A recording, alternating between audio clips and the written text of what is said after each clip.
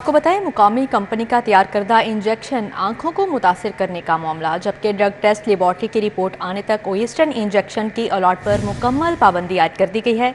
जब तक ये मामला क्लियर नहीं होता, अलॉट पर मुकम्मल पाबंदी आयद कर दी गई। डॉक्टर जमाल नासिर की जानिब से ये कहा गया है, जबकि इंजेक्शन सायरा मेमोरियल हस्पताल मॉडल टाउन की फार्मेसी में तैयार होने का इंकशाफ हुआ है।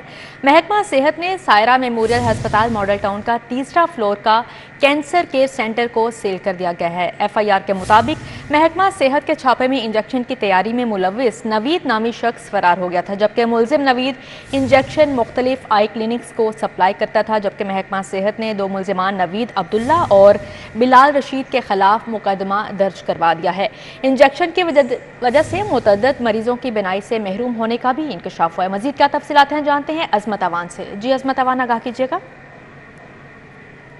जी बिल्कुल, वेस्टर्न इंजेक्शन से लोगों की जो आंखें मुतासिर होने के मामले पर अब तक की जो बड़ी पेशरफ्त ये सामने आई है कि निगरान सूबाई वज़ीर सेहत डॉक्टर जमाल नासिर ने बड़ा इकदाम करते हुए वेस्टर्न इंजेक्शन के तमाम अलॉट पर जो है वो पाबंदी आयद कर दी है। उनकी जानिब से कहा गया कि जब तक ये मामला ड्रग टेस्टिंग लेबोरेटरी से क्लियर नहीं होगा, तब तक इस वेस्टर्न इंजेक्शन की तमाम जो अलॉट है उस पर जो है पाबंदी लगाई गई है। जबकि उनकी जानिब से एक बड़ा इकदाम ये लिया गया कि पंजाब के तमाम मेडिकल स्टोर से वेस्टर्न इंजेक्शन का जो स्टॉक है वो उठा लिया गया, और साथ साथ ये भी तंबीह जारी की है कि जिस भी मेडिकल स्टोर से जिस भी अस्पताल से इंजेक्शन बरामद हुआ उसके खिलाफ सख्त जो कार्रवाई है वो भी अमल में लाई जाएगी।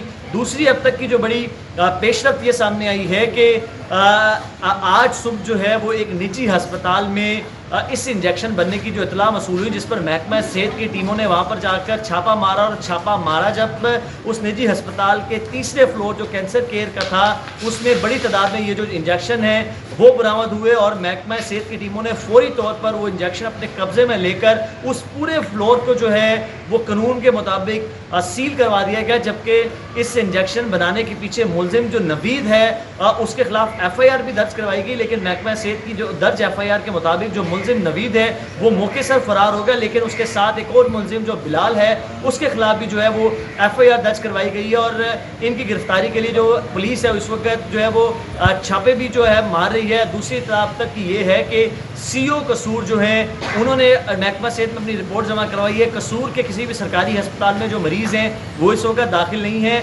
लेकिन साथ साथ जो सीओ लाहौर है वो भी आज शाम तक अपनी जो रिपोर्ट है वो महकमा सेहत और ख़ासकर डॉक्टर जमाल नासिर को जमा करवाएंगे, जिससे लाहौर में जो है वो केसेस वाज़ेह हो जाएंगे। लेकिन अब तक ज़राए के मुताबिक यही है कि जो केसेस लाहौर में हैं वो रहमत जो ट्रस्ट अस्पताल है उसके अंदर जो है वो आए हैं, लेकिन इस बात की तस्दीक सीओ लाहौर की रिपोर्ट के बाद ही जो है वो वाज़ेह होगी। और ये अब तक की जो बड़ी जो है वो पेशरफ्त सामने आई है।